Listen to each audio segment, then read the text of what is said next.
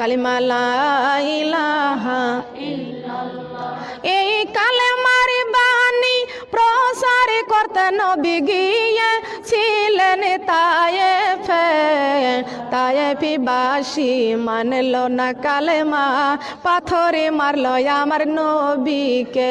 কালেমা লা ইলাহা ইল্লাল্লাহ, কালেমা লা ইলাহা ইল্লাল্লাহ, কালেমা লা ইলাহা ইল্লাল্লাহ। শ্রাবণ মাসে বৃষ্টির ফুটা, শ্রাবণ মাসে বৃষ্টির ফুটা, যেমনই পারে জমিনে তেমনি পাথর বৃষ্টি হয়েছে আমার সোনার নবীজির গায়েতে।